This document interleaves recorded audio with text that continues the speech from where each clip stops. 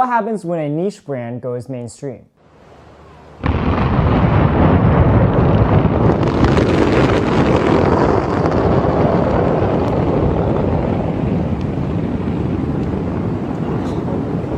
So arcteryx built its brand on making high-end technical gear for hardcore mountain climbers. And by that I mean jackets that are designed for climbing 12,000 foot high mountains in the dead of the Canadian winter. And that sounds really cool, right? And it's also very expensive. But things that are that cool and that expensive usually end up getting turned into a status symbol by the usual crowd of hipsters, finance bros, and tech bros, which is a much more lucrative market than that of hardcore skiers and mountain climbers. So over time, arcteryx ended up catering more toward that consumer base. And this all peaked around 2021, 2022, when the gorpcore aesthetic really started to trend. And this trend is global. It wasn't just in America or Europe. It's been trending in China as well, where it collided with another trend, which is outdoorsiness. Living a more outdoorsy, healthy lifestyle has become much more popular in China in recent years, and that all helped to amplify arcteryx's use as a status symbol. And this trend was spotted early on by a mix of Chinese and international investors, including the founder of Lululemon and Anta, one of the largest sportswear manufacturers in China. So through some corporate ownership shenanigans, they bought out the company that owns arcteryx in 2019. And that brings us to September of this year, where arcteryx collaborated with a Chinese fireworks artist named Cai Guoqiang.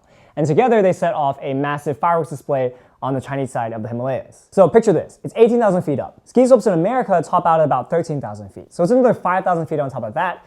This is taller than Mount Rainier. So when you're that high up, there's very little oxygen in the air. So very few living things can survive, and it's a very fragile ecosystem. Consider that a firework is just an explosion. So you're setting off over 1,000 explosions in the area. How could that not be ecologically harmful? And that was exactly the reaction that Chinese netizens had, especially ones who are younger, more affluent, and living in major cities. Exactly arcteryx's target customer. Arcteryx looked incredibly hypocritical. Leave it better is their headline brand value. What they just did is the opposite of that. And this was made worse by arcteryx's response to the whole incident. They first started with silence and then tried to cover it up, and then when they did apologize, it looked like they were trying to shift the blame onto the China team, which obviously didn't go over well. So there's been widespread calls for a boycott, not just of arcteryx, but of any brand that's owned by or affiliated with Anta, including Salomon, Wilson, and Fila. So stock prices are dropping like crazy, and I've seen estimates that sales are down as much as 30% in core markets like Shanghai. So what's next for arcteryx? Well, it looks like the West and just broader international market doesn't have as much of awareness or backlash against this whole incident, so that's at least a little bit okay for them, but China was supposed to be their next big growth driver, and it looks like that's just no longer happening. So some people have fired over this.